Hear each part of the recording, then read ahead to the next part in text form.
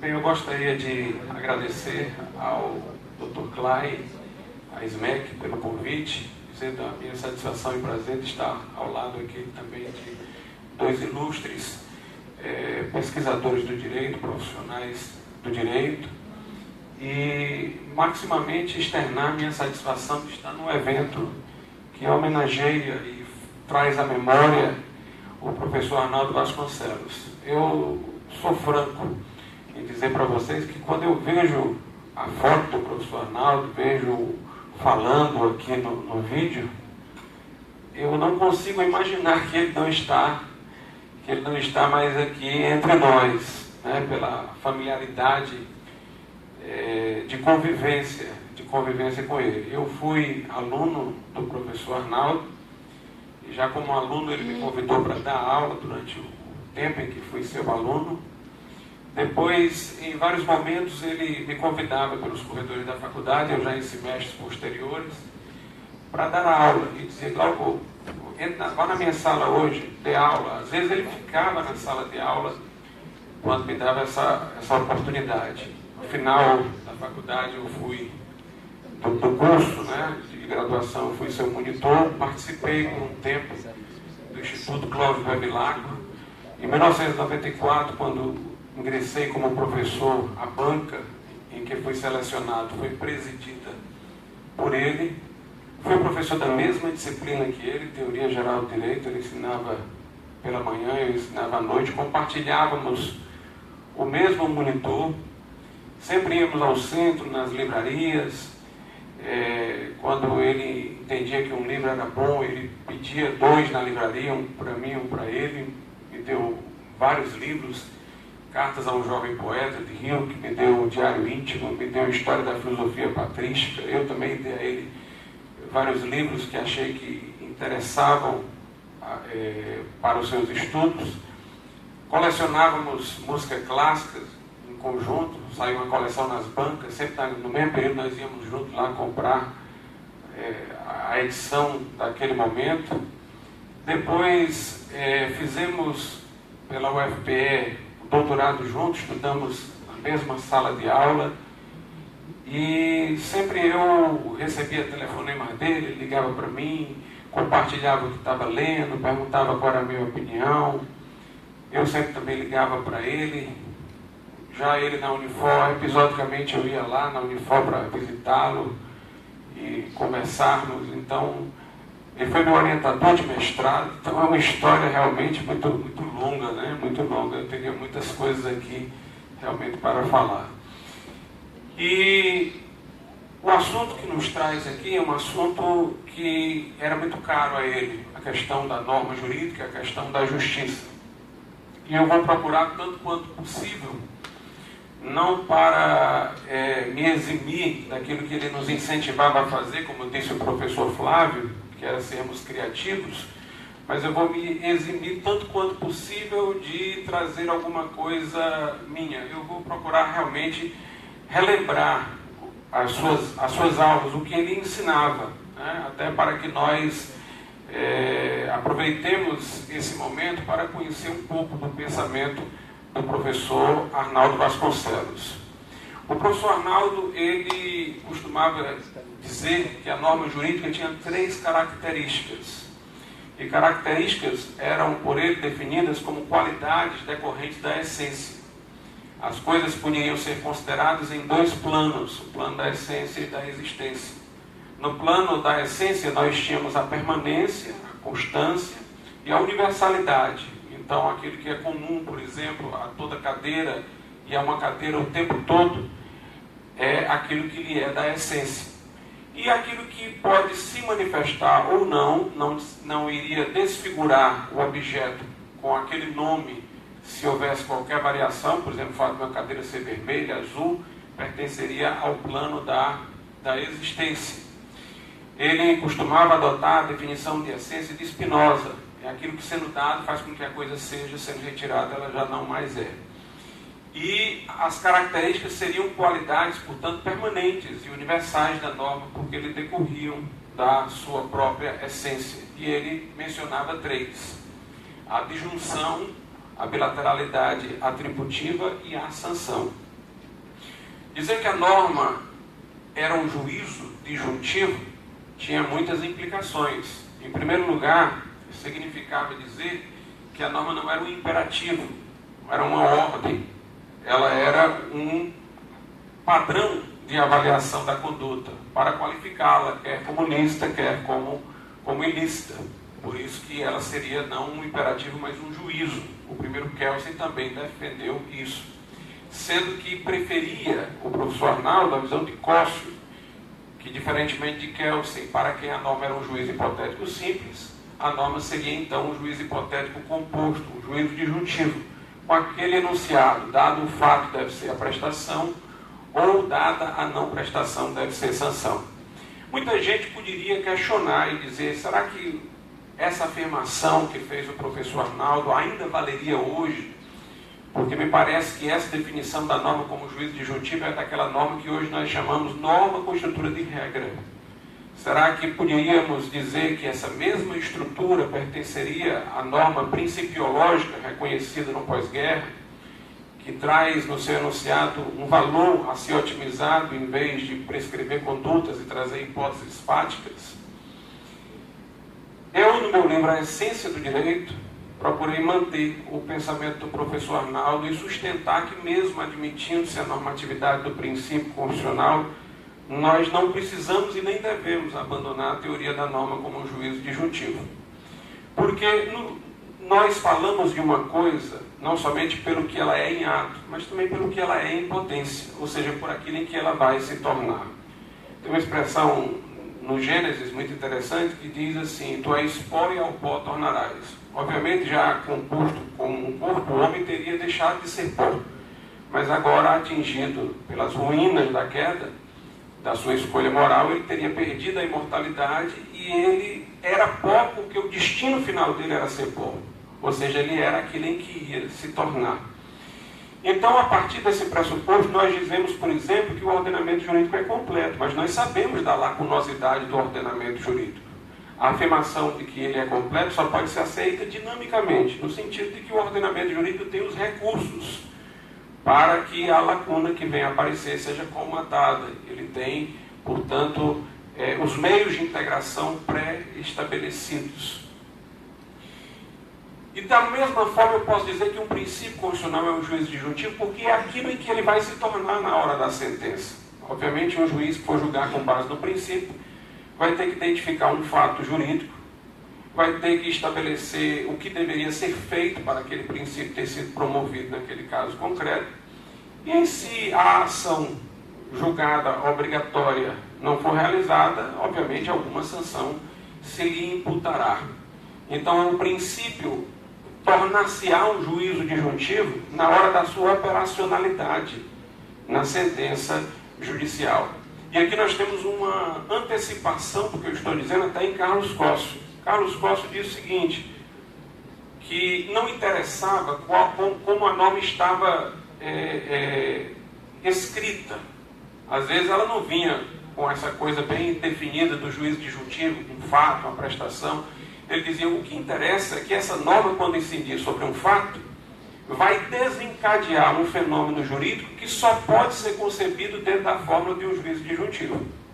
O que é que eu quero dizer com isso? A norma vai incidir sobre um fato.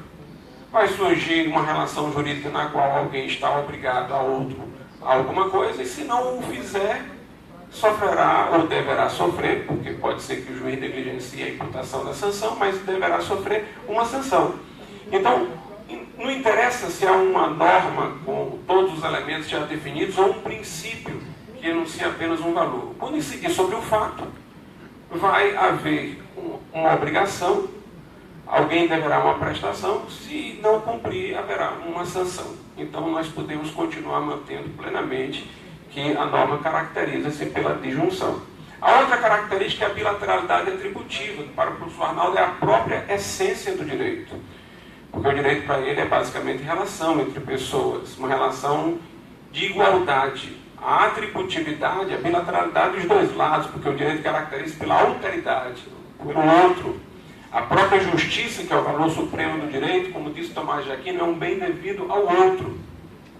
E na bilateralidade atributiva nós temos direitos e obrigações recíprocos. Nunca ninguém tem só direito ou só obrigação. Os civilistas às vezes imaginaram algumas relações jurídicas em que um lado teria só direito e o outro só obrigação, mas foi um equívoco. Por exemplo, no caso de uma doação pura, será que o doador só tem obrigações e o donatário só direitos? Não, porque ele tem que ter a máxima diligência, no caso que vai receber a doação, para estar no local devido para recebê-la, podendo inclusive, por sua displicência como receptor do objeto doado, causar prejuízos ao que está doando e resultar em ação de perdas e danos. Além disso, ele tem a obrigação de dar quitação ao receber o bem doado. Então, nós vemos que sempre há direitos e obrigações. Carlos Costa ainda falou na faculdade de inordinação, que era o direito de cumprir a obrigação. Além do meu direito correlato à obrigação do outro, ainda existe um direito que está oculto na minha obrigação. É o que fundamenta, por exemplo, o pagamento em consignação. Quando alguém quer pagar, não consegue pagar e entra com ação para pagar, porque tem o direito de pagar. Então aí nós temos a bilateralidade atributiva. E a terceira característica é a sanção. Note, não é a coação. Coação pertence ao mundo factual. A sanção, pelo menos na norma, na verdade é apenas o estabelecimento da consequência do ilícito. Haverá sanção com coação se a sanção for resistida.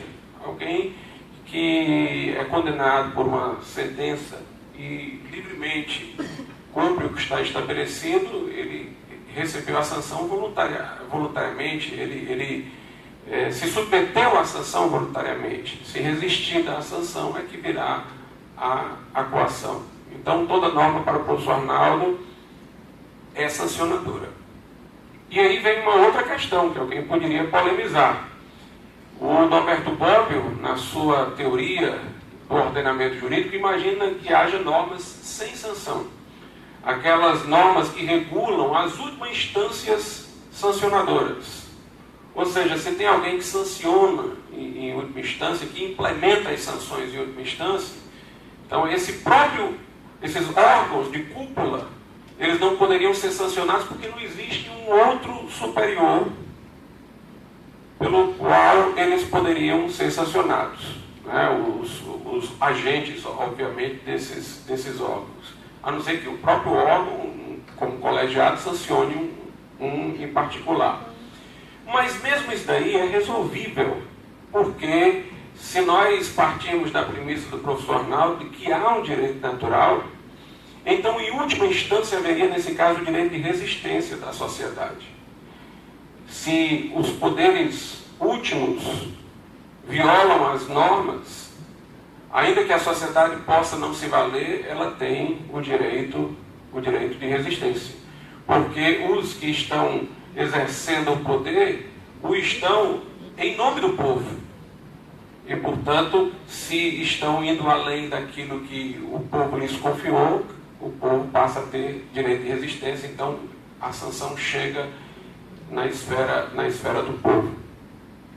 Mas vamos lá, então a norma ela é disjuntiva, é um juízo disjuntivo, ela é bilateral atributiva e é sancionadora. Note que a justiça não aparece entre as características. Mas o professor Arnaldo salienta que a norma é um dever ser para ser justo, é um juízo disjuntivo para ser justo.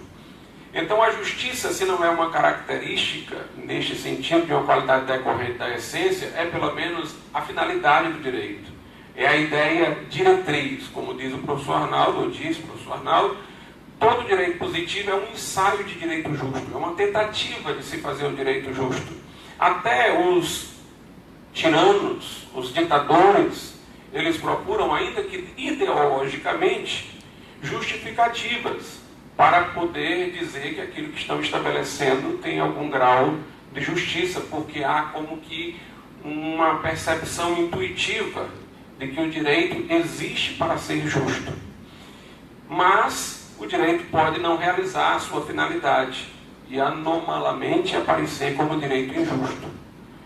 E aí o professor Arnaldo admite que o direito injusto é também direito, é direito positivo, mas é um direito de má qualidade, portanto um direito que deve ser objeto de crítica e de mobilizações para a sua reforma. É como uma cadeira, ele sempre dava esse exemplo. Imaginemos uma cadeira que tem uma perna quebrada, ela ainda se mantém cadeira, porque nós ainda a olhamos com a ideia de sua finalidade de servir de assento, tanto que procuramos consertá-la, tanto que nos indignamos por ela estar quebrada, porque ainda a associamos com a sua ideia. Então, na medida em que a associamos, ela ainda é cadeira. Mas é uma cadeira de má qualidade, porque não serve definitivamente ao seu propósito, ou seja, servir de assento. Então, o direito deve ser justo nesse sentido, deve atender a justiça como finalidade, por uma deturpação poderá não realizar essa justiça e tornar-se um direito injusto de má qualidade, que deve ser objeto de críticas e de iniciativas para a sua mudança e reforma. O professor Arnaldo Vasconcelos, ele procurava sempre entender que, para além do direito positivo, existia o direito natural, como um qualificador do direito justo. Mas esse direito natural não seria um conjunto de regras prontas e acabadas, como se imaginou à época do racionalismo e da escola de exegese em seu momento inicial. Esse direito natural seria um conjunto de princípios básicos que, para se realizarem no mundo empírico, ainda exigirão uma construção cultural, uma observação da vida social, para que dentro da vida social eles sejam atendidos. Portanto, ele vai variar de lugar para lugar no seu modo de consumação, não porque os princípios básicos e primeiros iriam variar, mas porque a sociedade em que serão aplicados vai variar. Então nós teríamos aí a preocupação de encontrar a unidade filosófica na variabilidade sociológica, o necessário dentro do contingente. E aí ele lembrava muito Montesquieu, que dizia: falar que só existe direito a partir da norma seria ignorar que antes de traçado um círculo, os raios já eram iguais. Então, o direito natural é precedente como um conjunto de princípios informativos, né, que vão até participar do processo argumentativo para a gente decidir o que é justo ou não é justo. Ou seja, todos nós estamos ainda a debater em relação a certos casos o que é justo ou injusto, mas nós debatemos com categorias semelhantes, com preocupações semelhantes. Nós temos a ideia de que liberdade deve ser assegurada, igualdade deve ser assegurada, embora temos que mensurar até que ponto uma coisa e outra devem ser sustentadas num determinado caso ou situação. Então, o direito natural seria esse direito natural principiológico, orientador das categorias de argumentação para se alcançar o justo. O professor Arnaldo era muito exigente na linguagem, e ele costumava dizer o seguinte, que não era exatamente a norma que era justa ou injusta, mas o direito que se pressupunha na norma. O que ele chamava de direito que se pressupunha na norma era a relação jurídica. Disse eu que quando a norma incide sobre um fato, surge uma relação jurídica entre duas pessoas com direitos e obrigações. Mas aí é a relação jurídica concreta. Abstratamente, essa relação jurídica já pré-existia no conteúdo da norma. Por exemplo, uma norma que regula um contrato de compra e venda, antes da identificação por um contrato específico de quem seja o comprador e vendedor, já diz quais são as obrigações, direitos do comprador e do vendedor. Então, toda norma contém uma relação humana, jurídica. E essa relação é que pode ter sido estabelecida de um modo justo ou de um modo injusto. A relação é justa, o direito-relação é justo quando ele traz uma proporcionalidade, uma relação proporcional entre as pessoas. E essa proporcionalidade é mensurada por elementos que se supõem na natureza humana, esses princípios vetores da argumentação do justo e do injusto, e pela natureza das coisas. A partir desses elementos, a gente vai poder estabelecer uma relação que seja proporcional, uma relação que seja justa. Interessante que, vendo sempre o direito como uma relação, ele seguia nesse ponto até o Carlos Costa, que Carlos Costa dizia: direito é conduta e interferência intersubjetiva. A norma é o modo de ser do direito, não o seu ser. O seu ser é essa conduta em interferência intersubjetiva que pressupõe uma relação. Então, vendo o direito basicamente como a relação humana, o professor Arnaldo estava dentro da tradição do direito natural, mais antiga, particularmente neotomista, e estava dentro da tradição fenomenológica, que procura ver o direito à luz da condição humana. Então, se você prestar atenção, quem segue esse percurso vai ver que eles nunca definem o direito sem falar do homem. Vamos pegar um de uma tradição mais antiga, medieval, Dante Alighieri. No seu livro que é a Monarquia, ou da Monarquia, é o mesmo Dante lá da Divina Comédia, né? Ele dizia assim: o direito é a proporção real e pessoal de homem para homem, que mantida conserva a sociedade e não mantida a degenera. Se você pegar, por exemplo, Del Vecchio, ele vai dizer que o direito é uma coordenação objetiva de liberdades.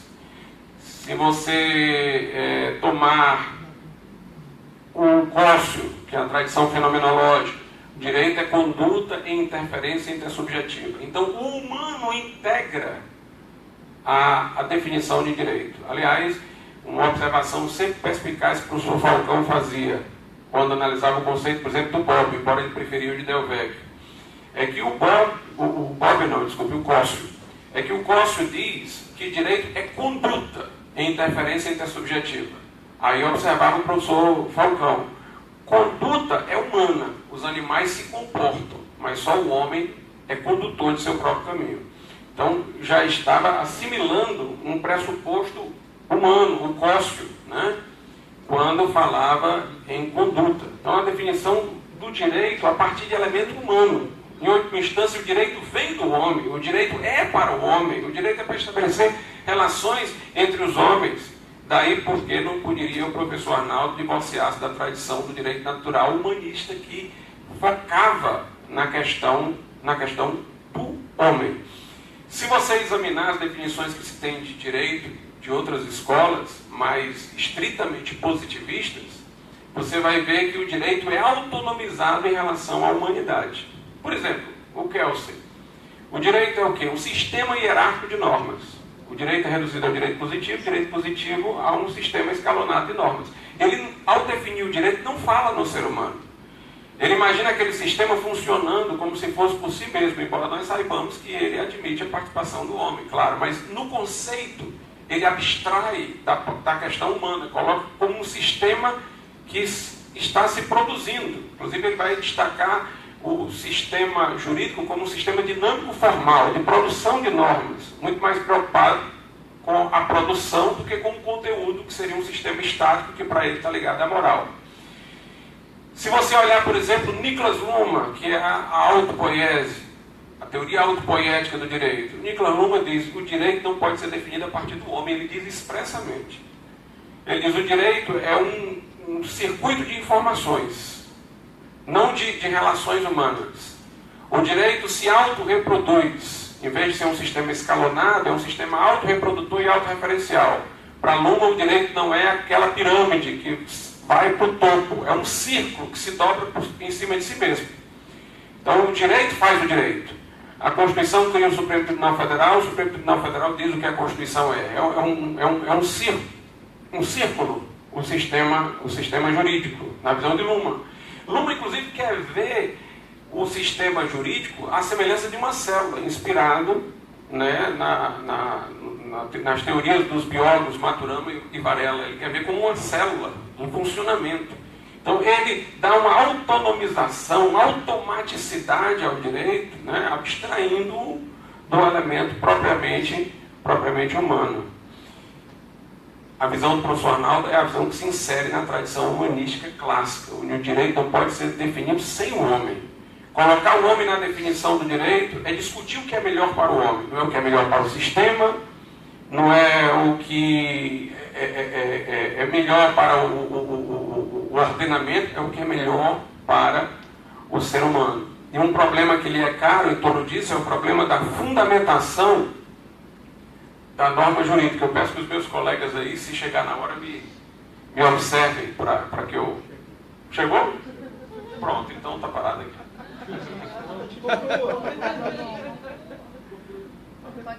Então, se você for olhar, ele vai destacar muito a questão do fundamento da norma jurídica, né?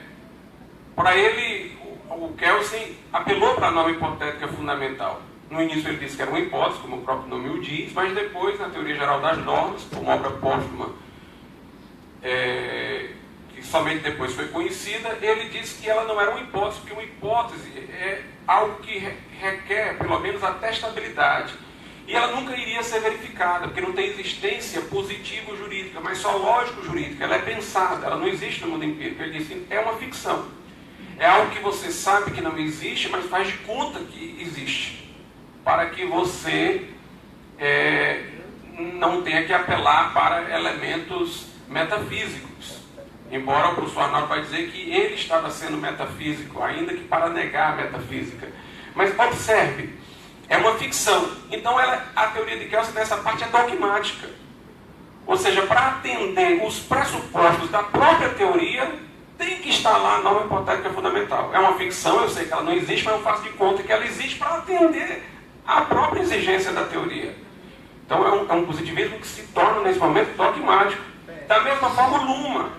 O Niklas Luhmann, sabe o que é que ele diz? Ele diz que o direito produz o próprio direito e se autofundamenta. Eu há pouco disse. Aí os críticos de Luhmann disseram, mas isso daí não é uma falácia? Não se chama isso petição de princípio, argumento circular? Como aquele diálogo de Sócrates com Eutifron, onde ele pergunta o que é a piedade, e Eutifron diz, é o que agrada os deuses. Aí ele diz, o que é que agrada os deuses? Ele diz, é a piedade. Não seria um argumento circular? O direito fundamenta o próprio direito? Como é que alguma coisa pode ser a sua própria causa? Como é que alguma coisa pode estar antes de si mesma?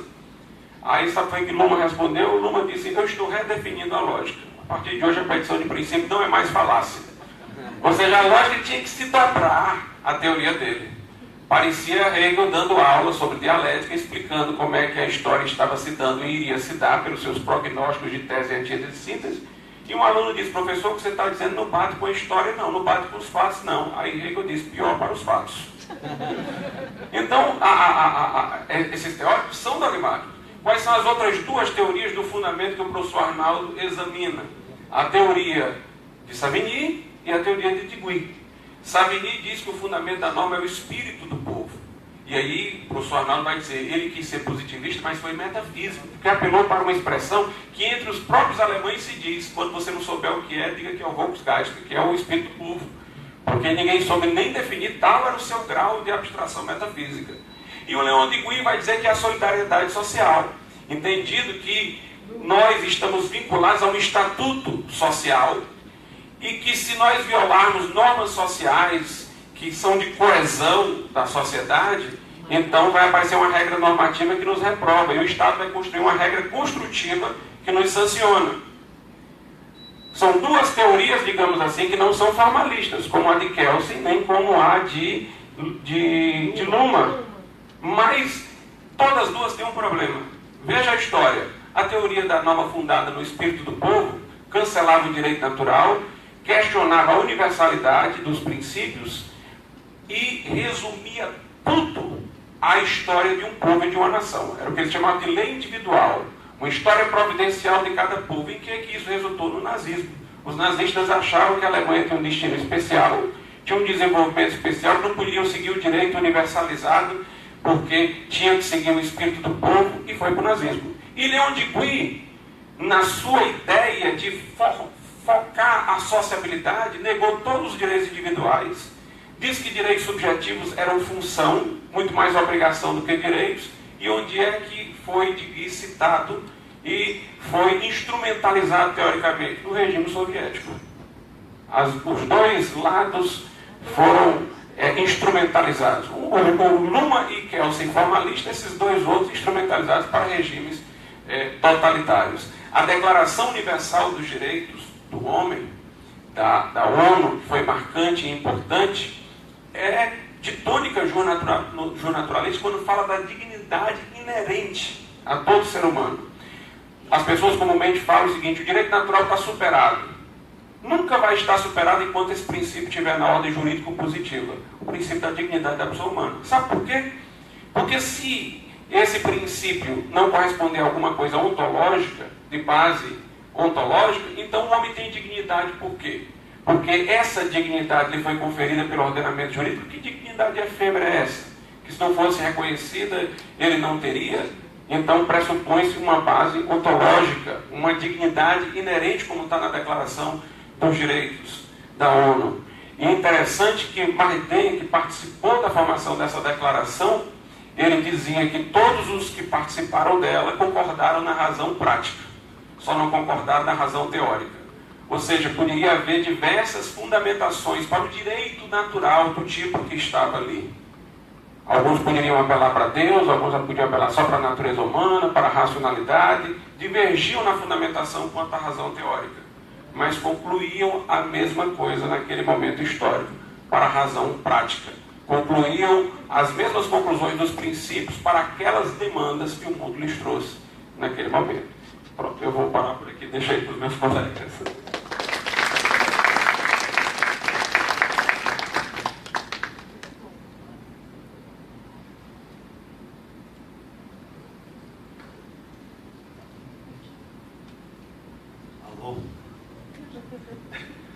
Então, inicialmente eu quero agradecer o convite e elogiar a iniciativa do Antônio Carlos Clay Filho pela realização desse seminário. E, na verdade, eu havia conhecido o Antônio Carlos Clay ainda adolescente na Faculdade de Direito, antes de ir para Coimbra. Nós fizemos, acho que, um curso de oratória, ele estava bem no início da faculdade, eu já estava lá pelo meio do curso, algo assim. E depois nos reencontramos em outros momentos da vida.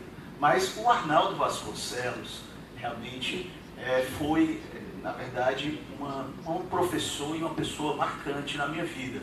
E por isso é muito importante, eu me senti muito agradecido a essa presença aqui, porque logo que eu me formei, aliás, antes de me formar, no ano de 1989, o Arnaldo ele fazia uns cursos, eram cursos de férias, era janeiro e fevereiro. Eu até trouxe aqui para recordação. Então, os cursos de epistemologia jurídica e teoria geral do Estado. Então, eu fiz um curso em 1987 com ele, janeiro e fevereiro. Então, nós tínhamos aulas, não era como o segundo falou aqui, aos sábados. As nossas aulas eram 3 vezes por semana e eram à noite, lá no Instituto Clóvis Bevilacqua, lá na Faculdade de Direito da Universidade Federal do Ceará. E tinha uma carga horária expressiva. Então, dentre as disciplinas que o Arnaldo ministrava, epistemologia jurídica, teoria do ordenamento jurídico, teses para a construção de uma teoria do direito humanista e democrática e de hermenêutica jurídica. O outro curso, já de janeiro e fevereiro de 89, ele colocou as disciplinas teoria geral da ciência, teoria da ciência do direito, ciências lógicas do direito e ciências normativas do direito. Então, e eu ficava impressionado porque era ele sozinho dando todas essas aulas e tinha uma carga horária, 50 horas aulas, cada um desses cursos. E não era cansativo e era um prazer fazer esses cursos nas férias. Mas, ao mesmo tempo que era prazeroso, assisti às aulas do Arnaldo. Antes eu tinha sido até monitor dele no segundo semestre de 86, meu segundo ano de faculdade. Eu me sentia muito angustiado, porque nós vivíamos aqui, acho que eu sou dos mais velhos, mas nós vivíamos aqui no Ceará e no Brasil uma grande crise econômica. E as carreiras jurídicas ainda não eram tão valorizadas como se tornaram já nos anos 90. E eu, puxa vida, estou me formando, aquela angústia de estar saindo da faculdade, e eu estou estudando aqui epistemologia jurídica, filosofia do direito, e que isso vai ser útil para a minha vida. Sinceramente, dava angústia, e eu, puxa, será que eu não deveria estar estudando direito empresarial, lei das SA, algo que vai me facilitar a entrada no mercado de trabalho?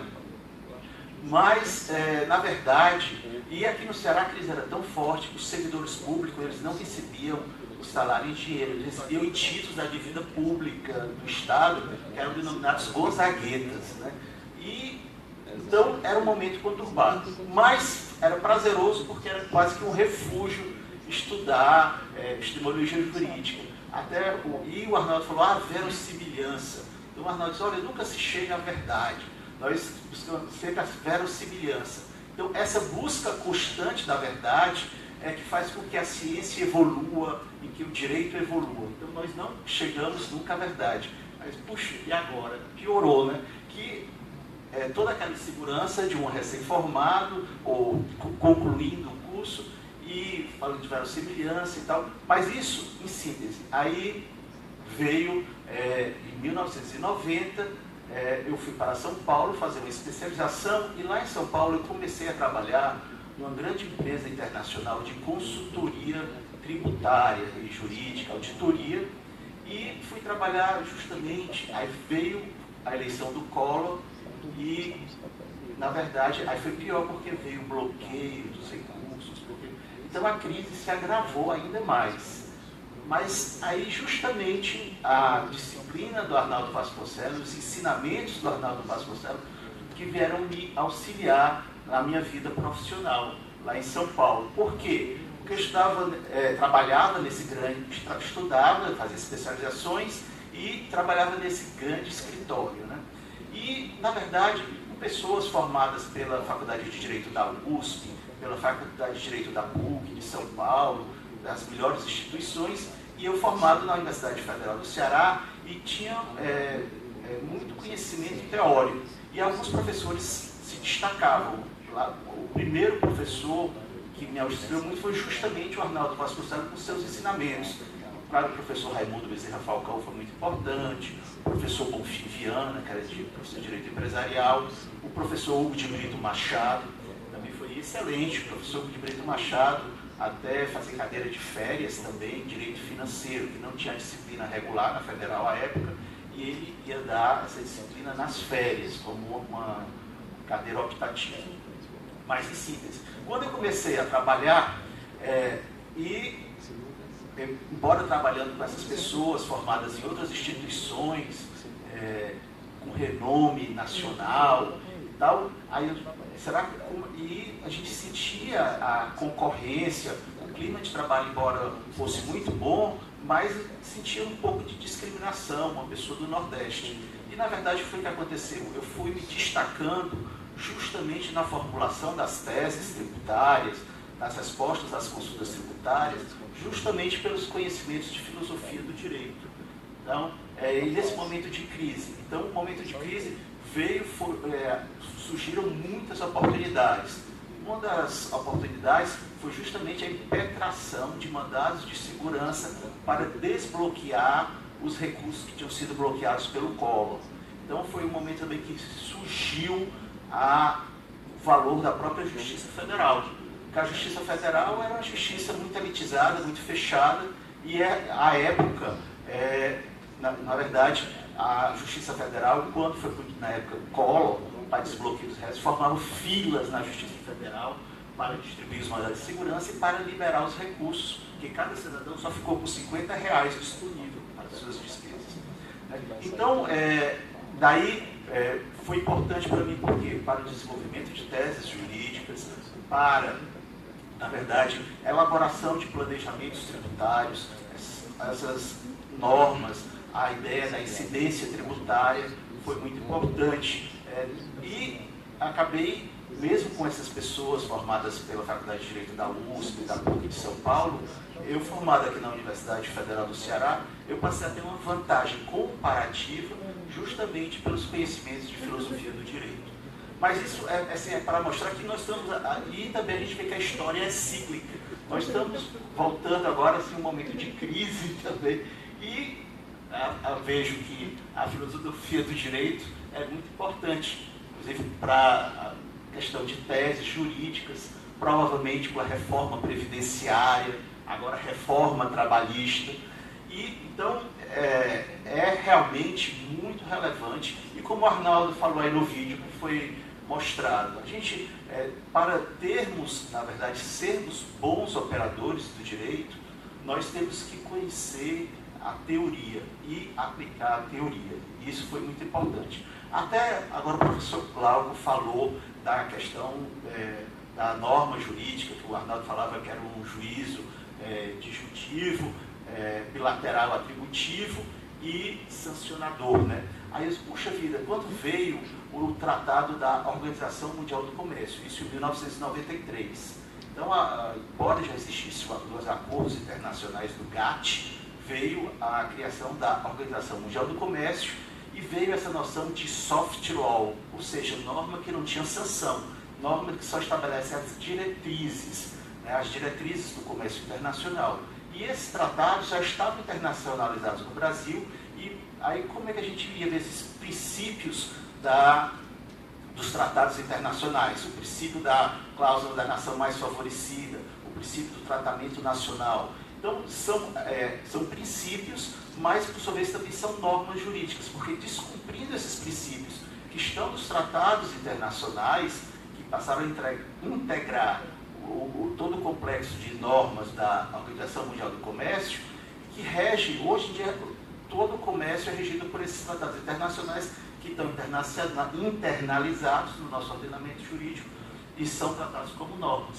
Então, aí, até esse conceito de soft law dá para enquadrar conforme os ensinamentos do Arnaldo. E como ele falou aí também, ensinou ao profissional, ao estudante de direito, a pensar e a ter senso crítico.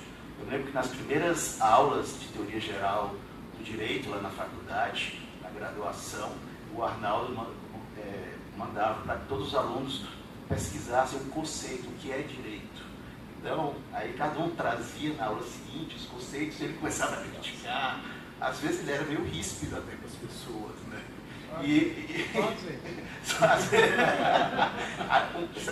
Algumas vezes, olha, para algum aluno lá, eu perguntei se o homem foi à lua, você me responde que o corpo como capim? Isso não está errado, mas não foi essa a minha pergunta, né? Então, uma série de coisas assim que as pessoas tinham que saber lidar, e foi realmente que me despertou o gosto pelo direito. Mas, então, eu vejo e depois, assim, depois eu fui trabalhar, fiz um concurso para procurador da Fazenda Nacional e fui trabalhar em Brasília. E trabalhei na assessoria tanto do ministro Malan e depois na assessoria do ministro Guido Mantega. E daí a gente vê, e o que é que eu fazia? Muito textos de medidas provisórias, textos de leis complementares, e daí a gente poxa, e o grau de justiça. Aí vendo aqui, aí sempre estava em mente essa questão das teorias do Arnaldo, porque a gente vê o direito, a realidade do direito, que você está lá, então, os elementos metajurídicos, e que são importantes. E isso também, do Arnaldo, me acompanhou muito. Então, o fundamento da norma jurídica é dado pela razão da justiça. Aí ele fala das teorias, a teoria contratualista. Ora, hoje o direito europeu, o direito da União Europeia, teoricamente, ele é baseado, é fundamentado na teoria de Rousseau, de Jean-Jacques Rousseau. Então mostra como, e o Arnaldo já coloca isso na sua obra de teoria geral do direito, a teoria contratualista, os fundamentos, ele inclusive já ressalta a importância de Rousseau. Aí depois aí fala da teoria teocrática, a teoria justnaturalista, né? Então, e o valor do direito natural, a importância do direito natural. E então, até para também ser digno aqui aos ensinamentos do Arnaldo, essa permissão até para ler, ele se apoiando em Sabatier, diz: o direito é a adaptação humana da justiça. Adaptação humana, portanto, imperfeita. Ora, se o direito é a adaptação humana da justiça, então sempre essa imperfeição. Aí você faz uma ligação também com a questão da verossimilhança. Vai estar sempre se buscando chegar, sempre se buscando melhorar. E a gente verificou isso até pós-Constituição de 88. O direito brasileiro evoluiu bastante. E aí o Arnaldo conclui, em palavras do Arnaldo: a adaptação humana da justiça, com base na norma de direito positivo, tem por padrão a norma de direito natural, que a fundamenta se, por acaso, ela inexistisse. Então, sempre o direito natural é fundamento do direito positivo. Isso, eu acho que, na minha opinião, continua verdade até hoje. E outro ponto que o Arnaldo coloca, também, a eficácia do direito relaciona-se ao princípio da justiça. Aspas, aqui é que o Arnaldo diz. A eficácia dá-se em razão do fundamento ou princípio de justiça que a norma incorpora.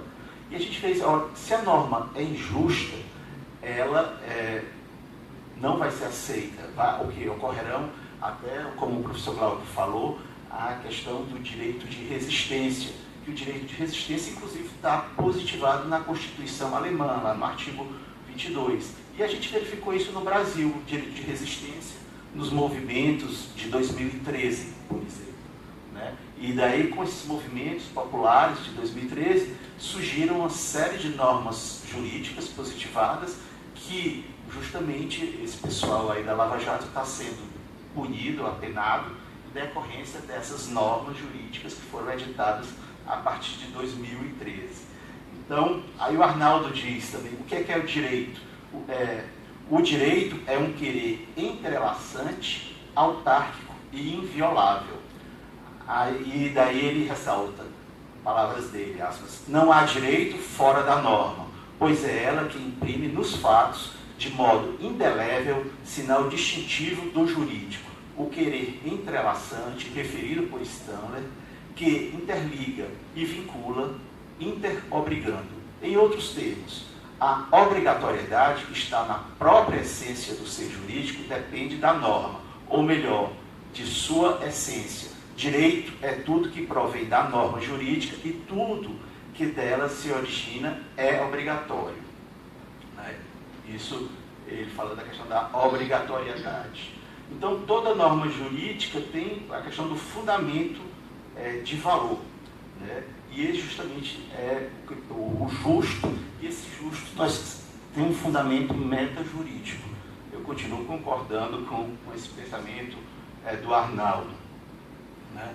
E ele fala, sintetizando sobre a instância da justiça como fundamento da norma jurídica, o Arnaldo conclui que o fundamento da norma jurídica é dado, pois, pela razão de justiça. Então, sempre a justiça é a razão da norma jurídica e fundamento da própria norma. Né?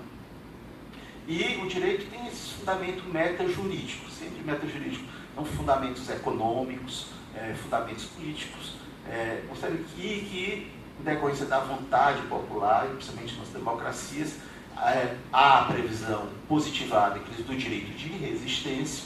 Esse direito vai mudando e vai sempre se buscando a verdade, por meio da chamada verossimilhança.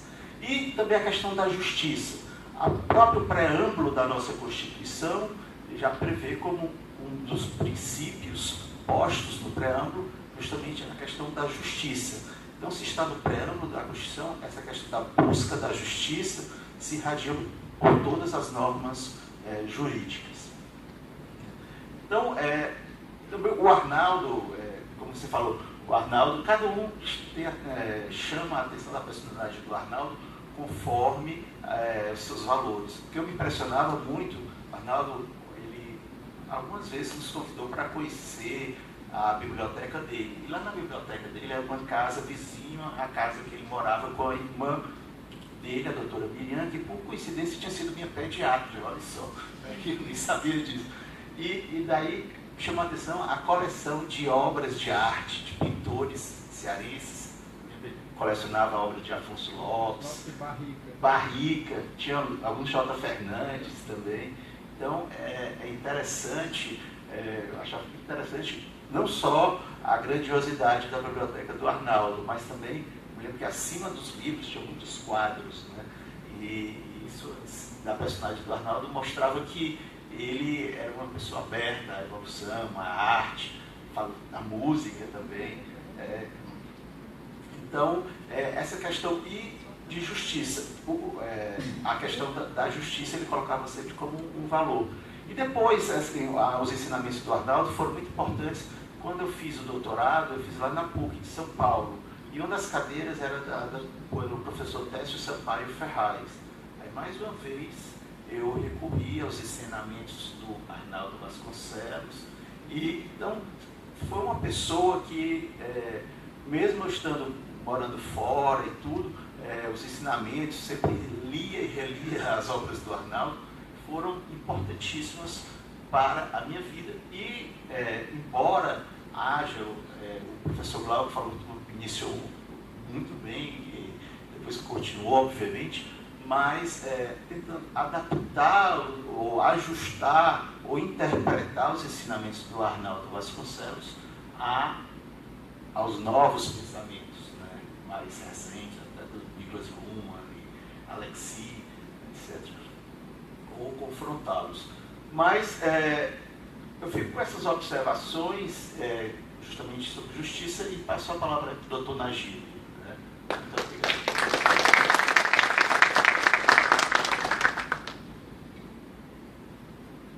Bom dia a todos. Em primeiro lugar, agradecer o convite do Instituto W.C. Fields, a pessoa do Klein. Acho que foi o Instituto que realmente pensou esse seminário, foi acolhido pelo Dr. Heraca. E dizer que é uma honra estar aqui, fazer um cumprimento especial à família do professor Arnaldo, Dr. Luiz Vasconcelos, doutora Candice, e nesse contexto de família, Dr. Dionísio Torres, Dr. Márcio Torres, que é amigo de longa data, amigo e irmão do Arnaldo, pai do meu querido amigo Márcio Torres. Eu dou meu testemunho aqui, quero fazer uma breve consideração sobre essa coisa que o Luiz já falou, da teoria e a importância da teoria para a prática do direito do nosso mundo e a mensagem que o Arnaldo Vasconcelos deixou para nós. Mas antes de fazer isso, dou aqui meu testemunho, e antes de dar meu testemunho, dizer da minha felicidade de repartir essa mesa com o professor Glauco, com o professor Luiz. Luiz foi meu querido amigo, colega na propriedade da Fazenda. E o professor Glauco foi meu querido professor, tem inspirado muitas gerações, sem favor nenhum, uma das pessoas que mais conhece direito natural no Brasil. Né? E ontem o Menescal falava que estava se sentindo como um AF. Né? O doutor Menescal falava aqui na apresentação. O Márcio Diniz. E eu não estou me sentindo como no AF, mas estou me sentindo como nas aulas da faculdade, uma oportunidade que nós temos de voltar às raízes, de voltar a estudar o que é importante e de fazer um congraçamento, porque eu acho que todos aqui, muitos eu não conheço, muitos não se conhecem entre si, mas há um afeto comum que nos une, seja no interesse da filosofia, seja na admiração pelo professor Arnaldo Vasconcelos. E isso é muito enriquecedor, é muito restaurador para a alma, é muito estimulante para o pensamento. Né? Então essa é uma oportunidade única. Eu acompanhei com bastante atenção as palestras de ontem e infelizmente não pude estar à tarde por motivo de médico, etc.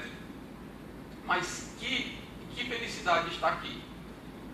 E que felicidade. E eu me sinto numa aula, como ia dizendo, porque encontro aqui, me sinto aluno, aprendendo. Encontro aqui grandes professores, o professor Flávio Moreira foi meu monitor na cadeira do Arnaldo Vasconcelos.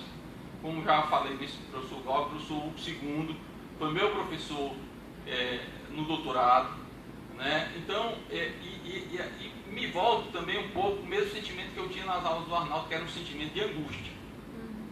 Eu ficava muito angustiado e muito apreensivo, porque ele sabia muito, né? E eu fico até emocionado quando me recordo, mas ele também era extremamente generoso, né?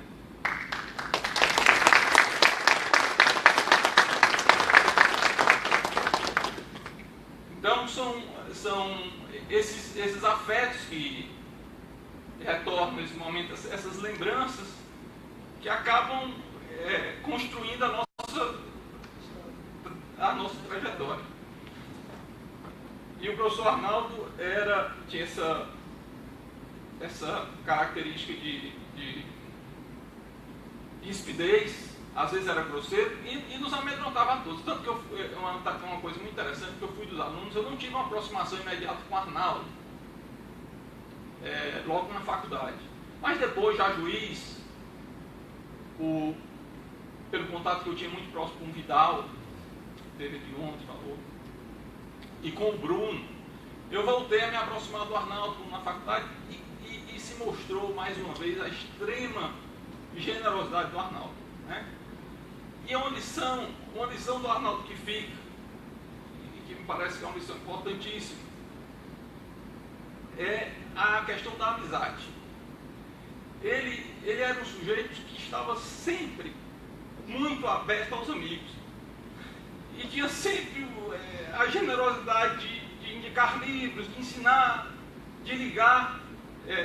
O professor Glauco já falou aqui, mas é interessante as visitas às livrarias, né? Que eram visitas guiadas, onde ele tanto indicava livros, como comentava os livros, como dava ideias de estudo, de tópicos, e sempre uma característica marcante essa generosidade, o tempo. E às vezes nós vivemos uma vida muito apressada e não temos tempo para os amigos e para cultivar novos amizades. E o Arnaldo, já naquela altura da vida, já aposentado compulsoriamente, já o seu nome formado, sempre foi muito amigo dos seus amigos. E das mais vertentes. Arnaldo tinha amigos de esquerda, tinha amigos de direita, e dava igual atenção a todos, estava sempre disponível a todos. E era muito verdadeiro, muito sincero, na crítica, muito ríspido, muito irônico, mas era sempre um prazer disputar algumas horas com ele, algumas horas da sua boa companhia, da sua conversa, das suas indicações. Mas eu, dentro desse espírito, eu quero falar um pouco da teoria da justiça e do papel que a justiça tem no pensamento do Arnaldo Vasconcelos, da norma jurídica, para dizer que, ao contrário do que parece, esse não é um problema exclusivamente teórico. Nós precisamos desse legado, da mensagem do Arnaldo Vasconcelos, porque hoje as nossas faculdades, as nossas academias, eu vejo dos meus alunos, elas estão se esterilizando da verdadeira crítica. As pessoas entram na faculdade de Direito e elas têm como objetivo, claro, viver financeiramente, e deve ser o objetivo de todo mundo, de encontrar o seu sustento, encontrar a sua profissão, etc. Mas a teoria do Arnaldo, o que passava era que o advogado, o profissional de direito, aquele que mexe com direito, ele tem a obrigação de lutar por justiça. Enquanto que os médicos são responsáveis pela saúde da sociedade, nós somos responsáveis, todos nós, juízes, promotores, advogados, professores, bacharéis em direito, nós somos responsáveis pela saúde moral. Pela saúde moral da nação. E a nossa nação, como dizia o professor Luiz, passa por uma crise de enormes proporções. E nas faculdades nós não encontramos um esboço de reação, nós não encontramos propostas, nós não encontramos pensamento crítico, nós encontramos muito pouco disso tudo, não é? Eu sou professor de Direito Constitucional, às vezes vou explicar para os meus alunos uma decisão do Supremo Tribunal Federal e ele diz, como foi a decisão? E ali não se quer saber por que o Supremo decidiu daquele jeito, ou se a decisão do Supremo é justa ou injusta. Nós estamos perdendo contato com a filosofia. E aí, o que isso tem a ver com o pensamento? É justamente a justiça e a legitimidade. Então, essas duas instâncias, meus amigos, é tudo que nós precisamos analisar, é toda a ferramenta que nós temos que ter para momentos de crise como que o Brasil atravessa. Né? Ou seja, se o direito não é justo, se ele não é legítimo, ele ainda assim é direito. Mas ele não tem condição de obrigar. Nós podemos resistir a esse direito. Como resistir não cumprindo a norma? Não cumprindo a norma, criticando a norma e apontando caminhos. E aqui, fazendo um gancho com a epistemologia, no que já foi falado na mesa anterior, muito apropriadamente, é que, pelo pensamento arnaldiano, todos nós que estudamos direito, somos bacharéis, nós não podemos nos contentar com a instância da cientificidade do direito. Porque a ciência só é capaz de alcançar as 4 instâncias da validade. Quando nós vamos verificar se uma norma é válida ou não, nós precisamos da ciência do direito. Mas quando nós vamos investigar a justiça e a legitimidade das normas, nós inescapavelmente precisamos da filosofia. Então a ciência não basta. Esse pensamento crítico, essa mensagem que muitos dos alunos do Arnaldo Vasconcelos levam aos seus alunos, professor Flávio, professor Ual, bate e rebate, lembro das aulas do professor Ual, e que ele continua fazendo esse trabalho maravilhoso de reafirmar isso nas aulas. O professor Luiz, que trata de temas avançados do direito econômico, do direito internacional, do direito empresarial, mas faz a mesma crítica. Se nós perdermos essa dimensão crítica, o direito se perde para nós também. Nós ficamos num limbo, como me parece que no momento atual da vida brasileira, nós estamos num limbo, nós estamos sem referências. E a academia, o que mais me impressiona, falta vozes na academia para apontar caminhos. Que caminho nós vamos nos guiar? Como é que nós vamos alcançar a justiça na norma? E falta vozes na academia para criticar a decisão da Suprema Corte. Mas essa decisão é justa? É isso que nós queremos? Essa decisão vai permitir que a gente alcance um país melhor? Pouca gente hoje em dia na academia, professor Gomes, faz isso. E eu acho que esse é o grande legado do professor Arnaldo Vasconcelos. Num tempo em que imperou, em que graçou um culto ao positivismo e até ao pós-positivismo, onde essas questões elas ficavam de lado porque o pensamento dominante na academia ainda hoje é que se a decisão é válida, se a decisão jurídica é válida, ou se a lei é válida, a lei deve ser observada, a decisão deve ser observada. Sim, Arnaldo não nega isso não. Nós devemos observar a lei, nós devemos cumprir a decisão do Supremo. Mas há uma outra instância, que é uma instância crítica, que é uma instância de propositura de caminhos. É dizer, isso é válido, mas não é justo. É válido, mas não é legítimo.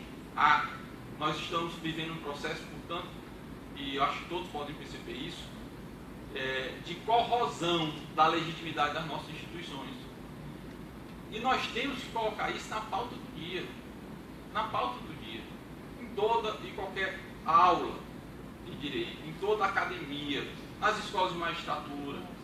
E o pensamento teórico, você pensa, pensamento teórico, mas para que isso vai me servir isso? Todos nós fizemos já algum dia essa mesma questão que o professor Luiz fez. E é o pensamento teórico que no momento de crise vem nos resgatar. É o pensamento teórico que no momento de crise vai apontar os caminhos. E se nós não temos esse substrato, nós somos meramente guiados. Nós somos meramente guiados. Nós não somos capazes, portanto, de liberdade. E nós não somos capazes de propor caminhos e de concretizar a justiça. Porque esse é o papel do professor, do profissional de direito, dos advogados, de todo e qualquer bacharel. Sermos os guardiões da saúde moral da nação. Da saúde moral da nação. Eu acho que se o Arnaldo estivesse entre nós, ele estaria com certeza denunciando esse estado de coisas, né? Então fico essa mensagem para a reflexão de todos. Obrigado.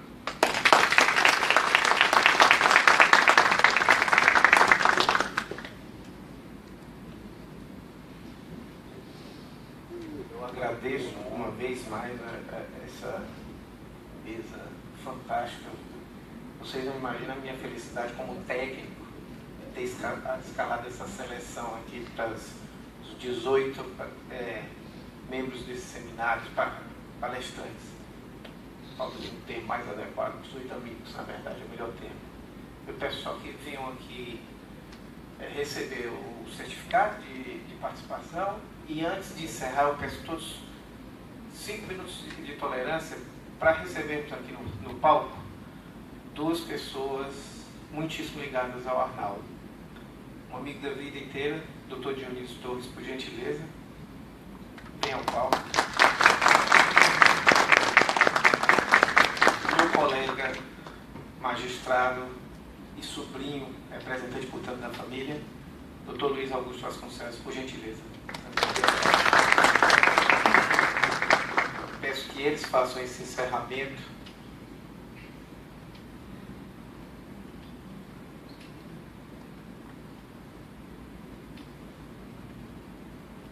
Usando as palavras com que quiserem usar para falar do Arnaldo.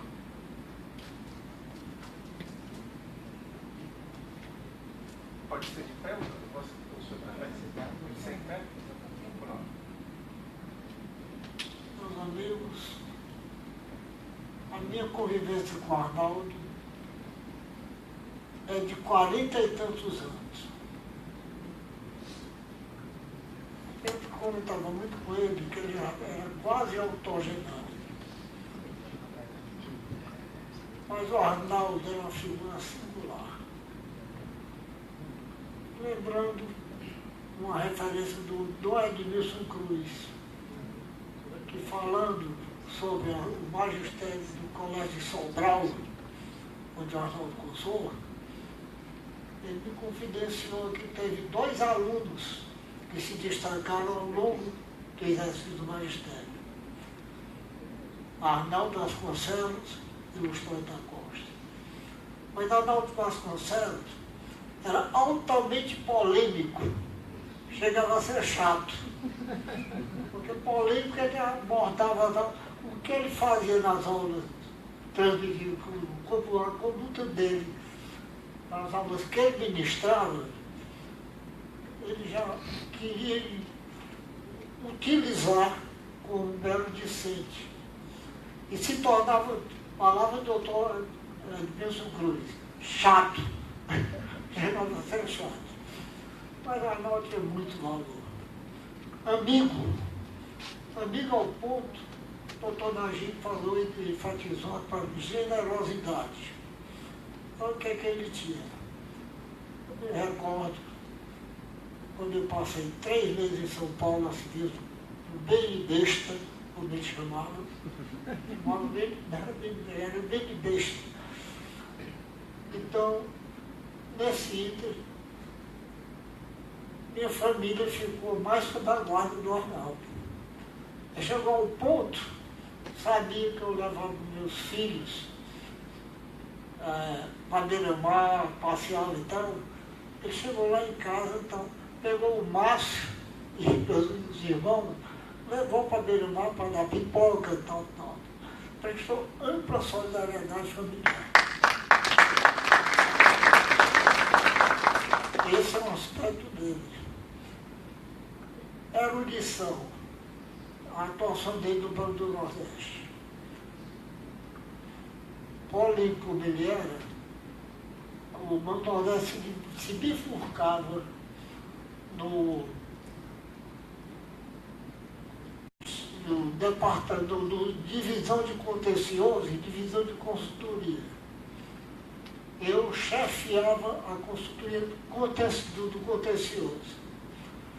Arnaldo, na consultoria, como mero integrante, sob a chefia do Dr. Luiz Cavalcante, que foi diretor da Escola de Administração e deu muito lastro. Então, chegou um ponto, o Dr. Luiz se aposentou e o próprio presidente do banco, o substituto natural seria o Arnaldo. Aí ele disse, não aceito que o negócio vai ser na pancadaria. Eu sou muito exigente e não tenho condições. Agora, acho que para essa função, cada advogado, quem era o departamento jurídico do banco? Sandro Gereissati, um grande tribuno, Raimundo Bezerra Falcão, Francisco Bonfim Viana, José Wilson Nogueira de Queiroz e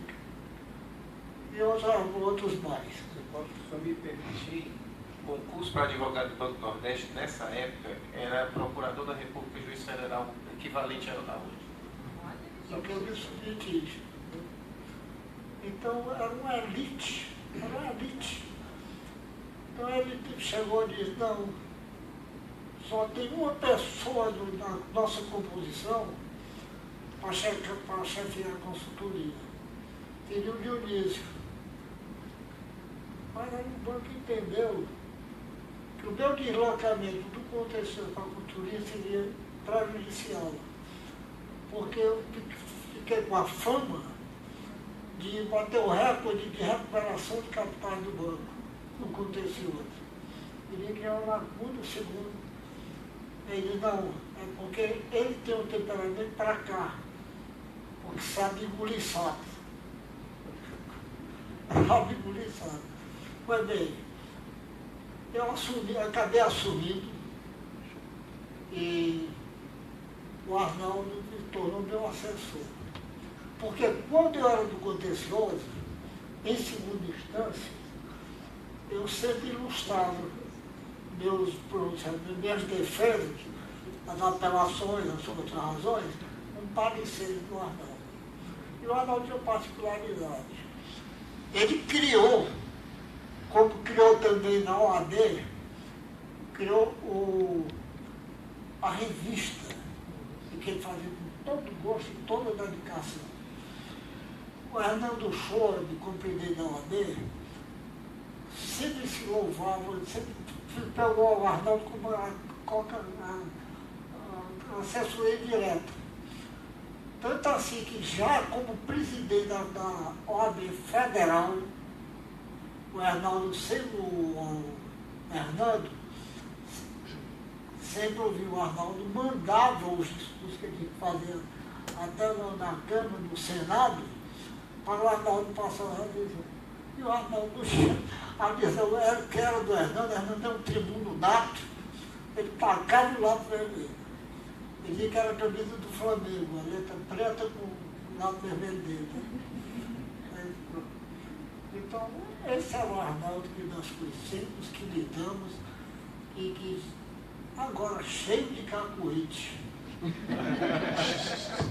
Arnaldo, assim, idiosincrasia do Arnaldo era estonteante. Por exemplo, houve o primeiro Rock in Rio.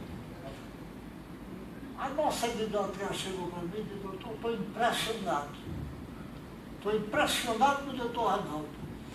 Ele sabe a composição de todos os conjuntos de rock. Todos. Eu fiquei assim, como é que conseguiu isso? E o Arnaldo, tudo que ele fazia era de profundidade. Um dia, um colega nosso, Ayrton Fontinelli, que é especialista em Copa do Mundo, muito amigo do Arnaldo e funcionário do banco, se sensibilizou com a situação que ele vivia, que eu chamava de misantropo. Ele dizia, misantropo é a mãe. Foi bem. Eu chamava ele de diretor, então Ayrton, o que é que o Ayrton fez? Eu vou levar o Arnaldo para vou levar para um jogo de futebol. Ele mora perto do estádio, vou levar o Arnaldo para um jogo de futebol. E levou o Arnaldo para o jogo de futebol. Escolheu o seu time preferido jogar contra o Lanterna, que na época era o América. O Arnaldo assistiu o jogo, mas o Ayrton, como torcedor ferrenho, passou o jogo todo criticando o jogador do time dele. Fulano. E o Fortaleza quebrou a bola nesse dia. Né? Ele ficou. Aí o Ayrton, que tal, Arnaldo? Você viu nosso time? E aí o que o Arnaldo fez? No domingo seguinte, quis saber que ele não sabia nada de futebol. Quis saber quem era o adversário do Fortaleza. E foi o jogo do Ceará. E ficou deslumbrado. Olha, de futebol ele não entendia nada, não sabia o que era um escanteio, não sabia o que era nem um pênalti. Mas se aprofundou ao ponto de ler tudo sobre futebol. E juízes, de árbitros, chegaram a hora até consultá-lo. Quando ele chegou, quando tinha qualquer diferença. Em tudo sempre se aprofundava. Era esperado o exercício de função.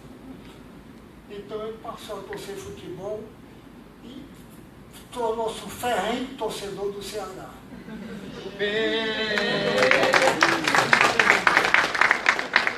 Não sabia disso. Assistia todos os jogos no rádio. E acompanhava para e passo todo o movimento, contratação de jogador. Ele com o Bonfiviano teve um atrito. Bonfiviano, diretor da PLC Jurídica, foi requisitado pelo Nilson Holanda para se tornar o chefe do gabinete, com muita ocupação e tal. O Ceará contratou 2 melhores jogadores de Fortaleza, ele ficou. Bonfiviano, você viu? O jogador Joãozinho e Arandinho foram contratados. E ficou, tal. Mas encheu o saco tal, que o Bonfim estourou. Mandava ligar. Falar para o chefe da gabinete, passava a ligação. Isso, era aí. Quando o Bonfiviano, cheio de serviço, atendia, era o Arnaldo, ele tinha a mesma história. Eu sabia disso, né? E tornar desafetos. Agora o Arnaldo tinha tudo era idiosincrasia dele. Outra futebol, então, deixa eu ver mais outra, cacuete dele. Assim, só para fechar, o Arnaldo, além de futebol e tal, tinha, eu me lembrar aí de outra, mãe, sim, está na vida. O programa preferido dele, Chica Guizzi, A Praça é Nossa e o Trem Bala. Só assistia isso, porque no mais, ultimamente ele estava me telefonando diariamente. E telefonando, que ele convidou o seguinte, tolerava ver noticiário, porque só saía violência e tal, tal. E ele sabia que eu conhecia as fichas dele, aí traga uma ficha, todo dia eu quero que você faça a ficha, que eu quero saber os acontecimentos políticos, porque tinha suas posições políticas. Né? Então, diariamente, 8h30, 9h da hora da manhã, ele me telefonava sabendo qual era as coisas, para saber qual era o acontecimento. E sempre dava um diagnóstico com muita premonição até. Muita premonição, impressionante a análise que ele fazia. Então, meu Deus, em linhas gerais é isso. Fugiu um pouco a rotina do Arnaldo. Hoje o enfoque foi outro, mas eu acho que foi interessante saber sobre o inusitado, como disse o anterior chefe presidente, que o Arnaldo era uma figura inusitada. E eu disse que era uma figura singular. Obrigado.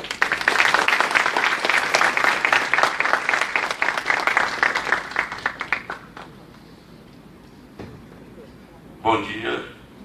Eu gostaria de agradecer em nome dos familiares de Arnaldo Vasconcelos essa homenagem, agradecer à SPEC na pessoa do desembargador Heráclito, agradecer ao Instituto WC Fields, na pessoa do meu colega Klein, tá certo? Foram momentos aqui que com certeza para mim e para os demais familiares que estavam presentes, no caso minha tia Miriam, que era a pessoa mais próxima a ele, e a meu pai Fernando, algumas surpresas, né, da atividade dele acadêmica, de como ele se portava em aula e com os alunos, e alguns foram discípulos sem ser aluno dele, né, diretamente na graduação. Dizer que isso nos trouxe muita emoção, né? Tá certo? Aproveitar aqui a deixa do Dr. Dionísio e dizer que ele continuou sendo torcedor do Ceará até o fim da vida, até porque tinha uma ação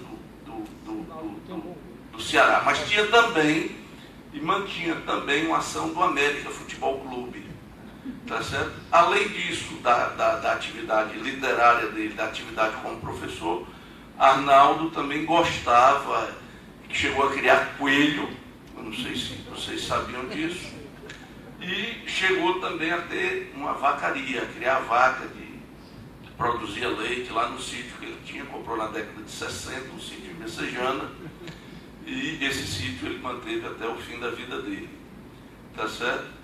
E não vou ser mais prolixo, e até pelo adiantado da hora, agradecer profundamente essa homenagem que vocês prestaram, todos aqui, não só os palestrantes, mas também os que aqui vieram como ouvintes e prestigiaram o evento. Muito obrigado a todos.